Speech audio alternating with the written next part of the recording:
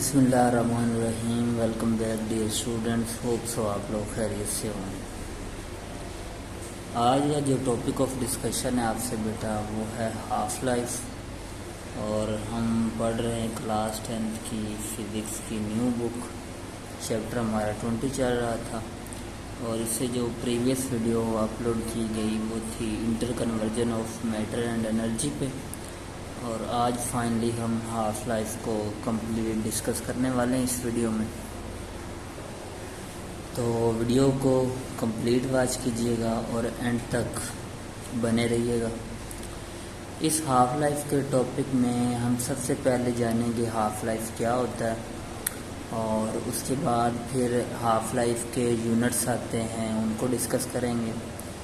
फिर next half life एक radio active element की ही होती है, और रेडियो एक्टिव एलिमेंट से कौन कौन सी रेडिएशन निकलती हैं ये पहले भी आपको बता चुके हैं। 3 तरह की रेडिएशन निकलती है, अल्फ़ा, बीटा एंड गैमा।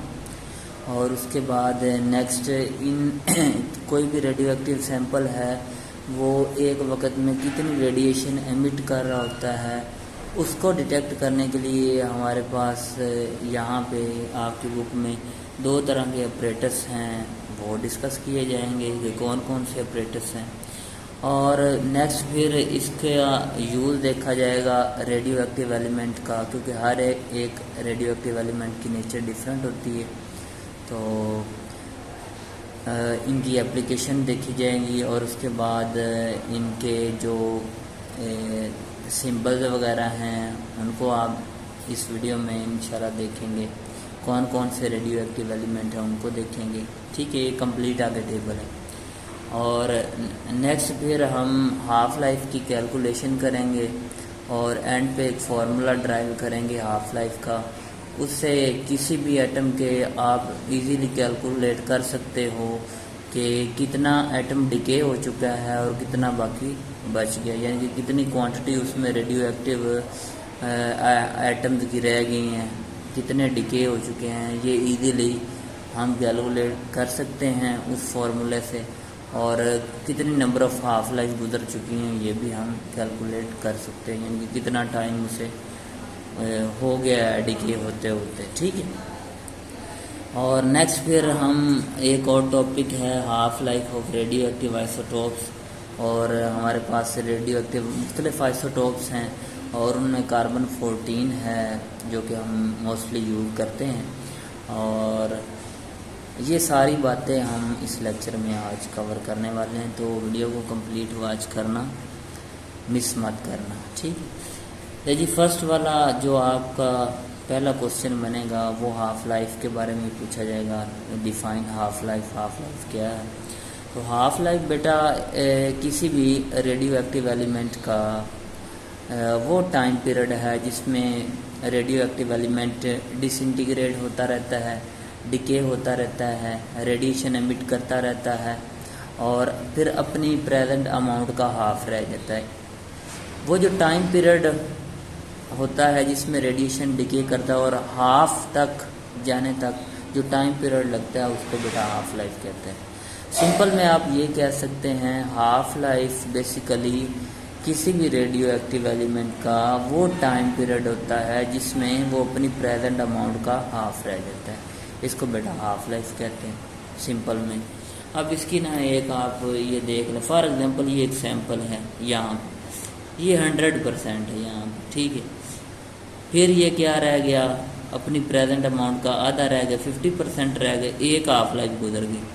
फिर कितना रह गया 25%, फिर कितना रह गया 12.5%, ठीक है। और फिर आगे 100 चलता जाएगा। फिर ये सेकंड हाफ लाइफ, ये थर्ड हाफ लाइफ। अब देखिए पहले प्रेजेंट अमाउंट ये थी, हाफ रह गया, यहाँ तक आ गया। उसके बाद फिर प्रेजेंट अमाउंट ये थी, और फिर जब ये डिके होगा तो फिर क्या रहेगा। देखें ये लाइन मैंने लगाई और ये लाइन एक छोटी लगाई, इसका मैंने हाफ लगाई, तो इसका ये शो करी कि कोई भी एलिमेंट जब डिसइंटीग्रेट होता है तो वो जब प्रेजेंट अमाउंट का हाफ रह जाए, वो जो टाइम पीरियड लगता है उसे हाफ होने तक, उसको बेटा हाफ लाइफ कहते हैं, ठीक है। अब हाफ लाइफ की जो डेफिनेशन है आपकी यहाँ पे लिखी है, इसे रीड आउट करते हैं। Half life is a radio active isotopes is the time taken for a half of radio active atoms in a sample to decay into a more stable form, यानी कि आस्ता आस्ता वो स्टेबिलिटी की form में आता है, ठीक है, क्योंकि वो पहले अनस्टेबल होता है और फिर रेडिएशन एमिट करने के बाद ज़ाहिर सी बात है वो स्टेबल होगा।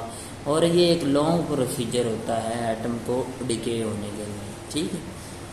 अब यहाँ से पढ़ते हैं और बातें आपको बताते हैं जो मैंने समरी शुरू में आपको बताई। The activity of radio active element material is the rate at which it's atom decay releasing radiation in the form of alpha beta और गामा पार्टिकल। जब रेडियो एक्टिव एलिमेंट डिके होता है तो 3 तरह की रेडिएशन निकलती हैं, पहले भी आपको बता चुके हैं, अल्फा, बीटा और गामा पार्टिकल। ये 3 तरह के पार्टिकल एमिट होते हैं। It tell us how many atoms break down in a given period and measure in becquerel, यानी कि हाफ लाइफ का एक यूनिट क्या है, बैक्यूरल। हम इसको बैक्यूरल में ही मेजर करते हैं। और 1 बैक्यूरल बेटा याद रखना 1 डिसइंटीग्रेशन पर सेकंड होता है, तो ये वाला एमसीक्यूज आपसे पूछा जा सकता है। उसके बाद दूसरा इसका यूनिट क्या है, क्यूरी है, और 1 क्यूरी होता है 3.7 मल्टीप्लाई बाय 10 रेज़ की पावर 10 डिसइंटीग्रेशन पर सेकंड, ठीक है। ये 2 यूनिट इसके याद रखने, और ये किसके इक्वल होते हैं, ये बेटा अच्छे से ये दोनों पॉइंट आपने याद रखने। उसके बाद वो कहता है activity of substance depend upon the number of radio active element present. अब इस लाइन को समझिएगा, एक रेडियो एक्टिव एलिमेंट अगर ये सैंपल मौजूद है तो इसमें कितने रेडियो एक्टिव एलिमेंट हैं। अगर तो ज़्यादा हैं तो इसका मतलब इसका डिके रेट भी क्या होगा, इंक्रीज होगा, तेज़ होगा। अगर रेडियो एक्टिव एलिमेंट इसके अंदर कम है तो इसका मतलब रेडियो एक्टिव जो डिके रेट होगा वो भी इसका क्या होगा, स्लो होगा। तो ये डिपेंड करता है activity present in the atom, यानी कि अनस्टेबल न्यूक्लियस कितने हैं इसमें। जितने ज़्यादा होंगे उतना ज़्यादा एमिशन ऑफ रेडिएशन ज़्यादा होगा, उतनी ये जल्दी डिके होगा। अगर एक्टिविटी होगी बेटा कम तो उसका रेट बहुत ज़्यादा स्लो होगा। दूसरा साइज़ पे भी डिपेंड करता है, साइज़ अगर छोटा होगा तो एक्टिविटी वो जल्दी डिके हो जाएगा, साइज़ अगर बड़ा होगा तो उसको टाइम लगेगा, ठीक है। इस बात को भी आपने याद रखना है। अब material next and alpha constant which is linked to its half life. Half life basically ये अल्फा कांस्टेंट बेसिकली एक्टिविटी है रेडियो एक्टिव एलिमेंट की, कि वो कितनी रेडिएशन एमिट करता है, ठीक है। उसके बाद material with a shorter half life, अगर किसी मटेरियल की शॉर्टर हाफ लाइफ है, डिके फास्टर, वो फास्टर डिके होगा, पहले ही आपको बता दिए। एंड हैज़ हायर एक्टिविटी, वो थोड़ा सा टाइम लेगा। While one with a longer half life decays lower and has activity low, ठीक है। यानी कि जो जिसका टाइम पीरियड वो ज़्यादा लेगा, यानी कि साइज आप कह लें उस रेडियो एक्टिव एलिमेंट का ज़्यादा होगा, तो वो उतना ज़्यादा टाइम लेगा डिके होने में, ठीक है। उसके बाद scientist measure the radio activity using tool to, देखिए अब यहाँ पे ना वो मेजरिंग टूल्स आ गए। मैंने कहा था ना जो रेडिएशन निकल रही हैं इस सैंपल से उनको मेजर कैसे करते हैं, एक वक्त में कितनी रेडिएशन निकले, उसके लिए गीगर मुलर काउंटर या गीगर काउंटर कह सकते हैं, और उसके बाद सिंचिलेशन डिटेक्टर, ये 2 तरह के डिटेक्टर शो किए गए। इनकी हेल्प से हम उस रेडियो एक्टिव एलिमेंट से निकलने वाली रेडिएशन को काउंट कर सकते हैं, ठीक है।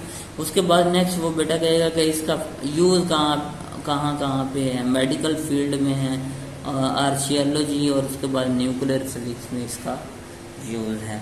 यहाँ पे बेटा ये इसकी डेफिनेशन है और चंद एक यहाँ से पॉइंट आपने कवर करने हैं जो मैंने आपको अंडरलाइन करवाए। और उसके बाद इसके इस पैसेज में शुरू में आ जाती है एक्टिविटी जितनी ज़्यादा होगी उतना डिके रेट ज़्यादा होगा, एक्टिविटी जितनी कम होगी डिके रेट उतना कम। उसके बाद इसके 2 यूनिट हमने डिस्कस किए, और फिर नेक्स्ट वो जो रेडिएशन एमिट हो रही हैं उन रेडिएशन को अगर आप काउंट करना चाहते हैं तो कौन से ऑपरेटर्स यूज़ करेंगे, गिगर काउंटर और उसके बाद सिंचिलेशन डिटेक्टर, उसके बाद मेडिकल फील्ड में इसका यूज़ है और उसके बाद न्यूक्लियर फिजिक्स में इसका यूज़ है वेपन वगैरह बनाने के लिए। ये जो मिसाइल वगैरह उनमें रेडियो एक्टिव ये एलिमेंट यूज़ किए जाते हैं एज अ बर्निंग फ्यूल के तौर पर, ठीक है। उसके बाद नेक्स्ट बेटा इसके ना ये जो नीचे वाली लाइन है इसमें ना यूज़ है न्यूक्लियर पावर में, मेडिकल ट्रीटमेंट में, उसके बाद कार्बन डेटिंग में, ये इसके मेन यानी कि यूजेज। ऊपर भी 2 यूजेज और 3-4 यूजेज ये है, ये भी आपने कर लेना है। नेक्स्ट आ जाते हैं हर एलिमेंट के अलग अलग फंक्शन होगा और अलग अलग उसके क्या होंगे यूजेज होंगे। ये एक कंप्लीट बेटा टेबल है, तो ये टेबल मैं ना आप पे छोड़ता हूँ, आप ये टेबल ये वाला कंप्लीट अच्छे से लर्न करना है, ठीक है। थोड़ा सा इस तरफ कर लेते हैं, हाँ जी अब ठीक है, यहाँ पे ठीक है। अब यहाँ पे देखिए हाफ लाइफ है मुख्तलिफ रेडियो एक्टिव आइसोटोप जैसे कि carbon 14, uranium 238, potassium, thorium, radon, iodine, cobalt 60, tritium, उसके बाद पोलोनियम, उसके बाद स्ट्रोंशियम। और ये आपने एलिमेंट के ये एटॉमिक मैस नंबर भी याद रखने है, आगे वाले एटॉमिक मैस नंबर हैं, और उसके बाद इनके सिंबल्स भी अच्छे से याद रखने, और उसके बाद इनकी हाफ लाइफ भी। देखिए कार्बन की सबसे ज़्यादा डिके रेट यानी कि कार्बन 5730 ईयर्स के बाद अपनी प्रेजेंट अमाउंट का आधा रह जाएगा, ये इसकी एक लाइफ होगी। फिर इतने ईयर्स गुजरेंगे, फिर जो आधा रह गया उसका भी हाफ रह जाएगा। इसी बेटा टाइम पीरियड को हम हाफ लाइफ कहते हैं। अब ये देखें यूरेनियम में 4.5 बिलियन ईयर्स लेता है आधा होने के लिए। जब ये अपने सैंपल में से क्या होता है रेडिएशन एमिट करता रहता है, फिर क्या होता है डिके हो जाता है, और डिके होने के बाद अपनी प्रेजेंट अमाउंट का हाफ कब रह जाता है, इतने बिलियन ईयर्स गुजरने के बाद। ओके हो गया। आगे बेटा इसी तरह ये सीरीज से आप ये याद कर लीजिएगा, ठीक है। इसमें सबसे कम जो है ना वो क्या है कोबाल्ट, ये 5.7 डेज के बाद आधा रह जाता है, हाफ रह जाता है, ठीक है। उसके बाद इसकी ये एप्लीकेशन है एक एक लाइन की, तो ये बुक से एज इट इज़ आपने अच्छे से तैयार कर लेनी। कार्बन की एप्लीकेशन शॉर्ट क्वेश्चन और MCQ के हवाले से आपसे ये वैसे से पूछा जा सकता है, ठीक है। आप ये एज इट इज़ तैयार कर लीजिएगा। मेडिकल फील्ड में यूज़ है, उसके बाद इसका कैंसर के ट्रीटमेंट में यूज़ है, उसके बाद नेक्स्ट इसका सोनार के तौर पे कार्बन डेटिंग में इसका सोनार कह रहा हूँ, जो कार्बन डेटिंग है, जो डेड प्लांट डेड ट्रीज होते हैं उनकी एज कैलकुलेट करने के लिए इनको यूज़ किया जाता है, और भी इसके बहुत ज़्यादा यूज़ हैं, ठीक हो गए। तो ये आप 1 बाय 1 सारे अच्छे से इस टेबल को तैयार कर लीजिएगा और 1 बाय 1 ये तैयार कर लीजिए। अब आ जाते हैं इस हाफ लाइफ की डेरिवेशन पे। बेटा इस डायग्राम को आपने समझना है, और इस अगर आपको ये डायग्राम समझ में आ गई इसका मतलब सारा टॉपिक। हाफ लाइफ की अगर डेफिनेशन आती है तो आपका कॉन्सेप्ट वहाँ पे ही हाफ लाइफ का क्लियर हो चुका है, ठीक है। अब ये मैं पैसे नहीं पढ़ने वाला, मैं इधर डायग्राम पे आता हूँ। अब देखिए इस एक्सिस में हमने लिया है टाइम, यानी कि 0, फिर 1 हाफ लाइफ गुजरी, 2 half life, 3 half life, 4 half life, यानी कि नंबर ऑफ हाफ लाइफ इस तरफ ली एक्स एक्सिस में।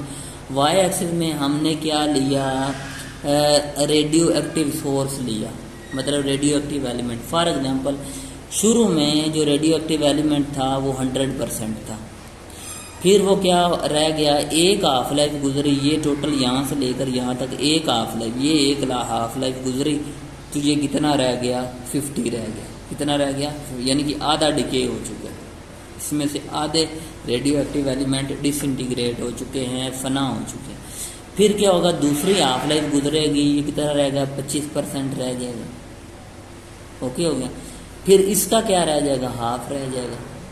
फिर क्या होगा, फिर इसका हाफ रहेगा 12.5%, और ये फिर जब 3 हाफ लाइफ गुजरेंगी, ये 1 हाफ लाइफ गुजरी इतना रह गया, 2 गुजरी इतना रह गया, तीसरी गुजरी इतना रहेगा, फिर 4 वाली गुजरेगी, फिर उसका हाफ रहेगा। ये जो इसी को हम क्या कहते हैं, हाफ लाइफ। वो टाइम पीरियड जिसमें रेडियो एक्टिव एलिमेंट अपनी प्रेजेंट अमाउंट का क्या रह जाता है, आधा रह जाता है, ठीक है। तो ये देख रहे हैं यहाँ पे हाफ आ रहा, एक हाफ लाइफ, यहाँ पे फिर हाफ रहा, दूसरी हाफ लाइफ, यहाँ पे फिर हाफ हुआ, तीसरी हाफ लाइफ, यहाँ पे फिर हाफ होगा इसका, फिर क्या 4 हाफ लाइफ गुजर जाएंगी। अब यहाँ पे ये जो n नोट होता है इसे कहते हैं रिमेनिंग अमाउंट। क्या कहते हैं? बाय मिस्टेक मैंने कहा n note remaining amount, basically ये प्रेजेंट अमाउंट है। ये क्या है? ये प्रेजेंट अमाउंट है। ये देख रहे हैं, ये प्रेजेंट अमाउंट, n नोट जो होगा वो प्रेजेंट अमाउंट, और जो बाकी बच जाएंगे उसको हम n से रिप्रेजेंट करते हैं। n नोट हमारे पास प्रेजेंट अमाउंट होती है, और जो n होता है इसे कहते हैं रिमेनिंग अमाउंट, यानी कि जो बाकी रह जाते हैं। अब देखें शुरू में कितने थे 10, और फिर कितने रह गए 10, इसका क्या हो गया हाफ, यानी कि ओरिजिनल में से क्या हो गया हाफ, फिर इसका हाफ करेंगे 4 टाइम हो जाएगा, फिर इसका हाफ फिर करेंगे 2 से मल्टीप्लाई करेंगे 8 रह जाएगा। 10 का हाफ किया कितना, 20 का हाफ किया 10, और 10 का हाफ करेंगे 5, और 5 का फिर हाफ करेंगे क्या रह जाएगा 2.5 रह जाएगा। ठीक है, तो डायग्राम आपको अच्छे से समझ में आ गई। तो यहाँ पे जो n होगा ना बेटा, ये वाला जो n नोट होगा ये हमारे पास टोटल अमाउंट है, नंबर प्रेजेंट, n नोट क्या है टोटल अमाउंट, और n क्या है रिमेनिंग अमाउंट। ये आपने अच्छे से याद रखना है। हमने बेटा ये फॉर्मूला प्रूव करना है, ये वाला बेसिकली हमारा टारगेट ये है। रिमेनिंग अमाउंट ये होंगे, ये होगा t होगा नंबर ऑफ हाफ लाइफ, मैं यहाँ पे लिख देता हूँ रिमेनिंग अमाउंट, यानी कि जो बाकी रह जाएंगे सैंपल के अंदर, रिमेनिंग अमाउंट।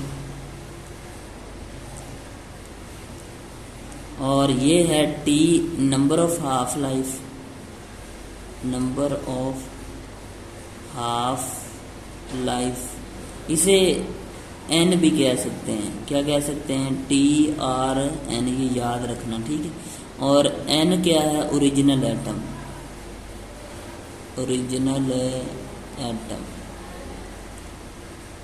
ओके होगा, जो सैंपल चल रहा है, जैसे ये ओरिजिनल चल रहा है, ये ओरिजिनल चल रहा है, ठीक है। ले जी, पहली हाफ लाइफ गुजरी, फर्स्ट हाफ लाइफ n1, क्या रह गया प्रेजेंट अमाउंट का, ये प्रेजेंट था ना, इसका क्या रह गया हाफ। सेकंड हाफ लाइफ गुजरी तो 1/2 से फिर इसे मल्टीप्लाई करेंगे, क्या रह जाएगा हाफ रह जाएगा। तो इसका मतलब ये इसका फिर हाफ करेंगे तो 2 से ज़ाहिर सी बात इसे डिवाइड करेंगे या 1/2 से मल्टीप्लाई करेंगे तो क्या आएगा 1/4 n नॉट, या इसे हम इस तरह भी लिख सकते हैं, बेसिस सेम पावर क्या हो जाती है ऐड 1 इसकी पावर 1 इसकी पावर 2 बन गई n नॉट। तीसरी हाफ लाइफ गुजरी, फिर 1/2 से मल्टीप्लाई करते हैं, ये 3 नंबर ऑफ हाफ, फिर चौथी हाफ लाइफ गुजरी, फिर ये। हाँ, अगर हमने n number of half life calculate करनी है तो उसके लिए ये फॉर्मूला है n इज इक्वल टू 1/2 की पावर t n नॉट। हाँ, अगर हमने यहाँ पे third number of half life तो यहाँ पे हम 3 पुट करेंगे, ठीक है। ये क्या बन जाएगी 2 की पावर 3, तो ये चीज़ नहीं बन जाएगी। और यहाँ पर अगर हम 3 पुट करें तो ये फार्मूला सारा ये बन जाएगा। अगर 4 वाली कैलकुलेट करें t की जगह पे 4 और यहाँ पे 4 लगा देंगे, ओके हो गया। तो ये मैंने थोड़ा सा रफ कर, तो इसकी जो जनरल फॉर्म होगी ना वो ये वाली, और ये हमने कैलकुलेट कर ली, ठीक है। अब यहाँ से अगर आप ऊपर से पढ़ना चाहते तो आप लोग पढ़ लीजिएगा, लेकिन मैं नहीं पढ़ने वाला। अब आगे जाते हैं, ये क्या है नंबर ऑफ हाफ लाइफ, उसने n से रिप्रेजेंट किया, मैंने t से, तो हम भी क्या करते हैं n से ही रिप्रेजेंट कर लेते हैं, ठीक है। तो मैं यहाँ पे t नहीं लिखता, मैं यहाँ पे n ही लिखता, स्मॉल n लिख देता हूँ। ये नंबर को रिप्रेजेंट करता है, नंबर ऑफ हाफ लाइफ, कितनी हाफ लाइफ गुजर चुकी। तो ये डेरिवेशन ओके होगी। ये इसकी क्या है जनरल फॉर्म, जनरल फॉर्म। तो आपने बेटा अगर कोई भी number of half life calculate करनी है तो ये नहीं कहना यहाँ से बनाना शुरू कर देना, हमने यहाँ पर डायरेक्ट वो नंबर पुट करना, उसी के लिए फॉर्मूला बन जाएगा। ये उसमें रिमेनिंग अमाउंट रह जाएगी, और सॉरी ये ओरिजिनल है, और ये क्या रह जाएंगे बाकी रह जाएंगे, ठीक हो गया। कि कितने सैंपल में अब डिके हो चुके हैं और कितने बाकी अगर कैलकुलेट करना चाहते तो वो हम इस फॉर्मूले से कैलकुलेट कर सकते हैं, ओके हो गया।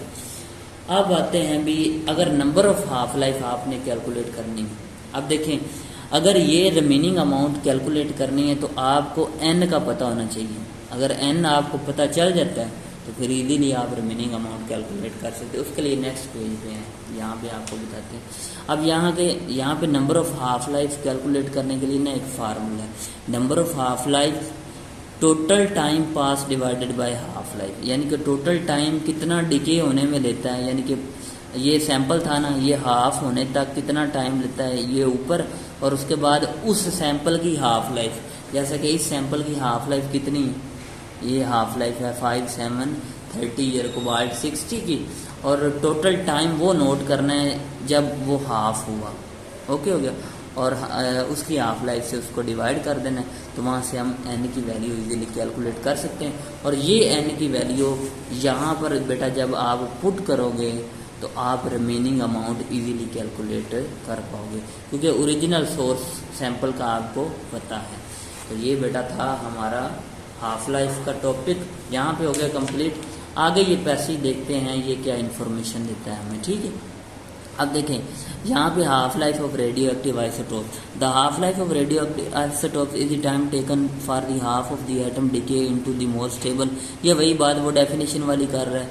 Each isotope has a unique half life but never change no matter how much of substance is present whatever may be surrounding. ये पैसेज इतना खास नहीं है, करना हो तो कर लीजिएगा, अदरवाइज इग्नोर कीजिएगा। For example carbon 14 use in radio carbon dating as half life of 5, 7, 30 year, ये MCQs में पूछता है वैल्यू। यूरेनियम की हाफ लाइफ कितनी है 4 बिलियन ईयर्स, ठीक है। उसके बाद radio active decay follows an exponential pattern. अब ये जो ग्राफ है ना ये एक्सपोनेंशियल कर्व है, ये वाली एक्सपोनेंशियल कर्व है, डाउन हो रही है, ठीक है, आस्ता आस्ता डिक्रीज हो रहा है स्लो रेट के साथ, ठीक है। तो इसलिए ये एक्सपोनेंशियल कर्व शो करती है, ये एक्सपोनेंशियल पैटर्न शो करवाते हैं। Meaning that after each half life only half life of remaining material is left, यानी कि इतनी बच जाती है। कॉमन सी बातें कर रहा है, इसमें ज़्यादा इन्फॉर्मेशन है, जस्ट आपने ये कार्बन की हाफ लाइफ और यूरेनियम की हाफ लाइफ याद रखनी। The concept of half life is important in many field including archaeology, carbon dating, ancient artifact medicine using radioactive isotopes for diagnosis and treatment, and nuclear energy handling radioactive waste. By knowing the half-life of substance, scientists can predict how long it will stay radioactive and how fast it will decay. तो बेटा ये and पे ना इसकी application है, वो बार बार ये repeat कर रहे हैं, ठीक है। एप्लीकेशन, तो एप्लीकेशन आपने अच्छे से ये तैयार कर लेनी है। तो यहाँ पे आज आपका हाफ लाइफ वाला टॉपिक कंप्लीट हुआ। होप सो वीडियो आपको अच्छी लगी होगी और लेक्चर आपको समझ में आया होगा। अगर आपका बेटा कोई क्वेश्चन हो तो कमेंट सेक्शन में पूछ लीजिएगा। इसी के साथ मुझे इजाज़त दें, मिलते हैं नेक्स्ट वीडियो में, जो कि इसी की एक एप्लीकेशन है कार्बन डेटिंग, और ये भी बहुत इंपॉर्टेंट लॉन्ग क्वेश्चन है। और जो पीछे जो आज हाफ लाइफ हमने पढ़ा ये भी एक लॉन्ग क्वेश्चन है, और इसमें शॉर्ट क्वेश्चन के तौर पर डेफिनेशन, कार्बन की हाफ लाइफ, यूरेनियम की हाफ लाइफ और हाफ लाइफ की ये डेरिवेशन के अबाउट आपसे पूछा जा सकता है। इसी के साथ आपने पता क्या करना है, इन्हीं हेडिंग के साथ अच्छे से तैयार करना है। अब मुझे इजाज़त दें, अल्लाह।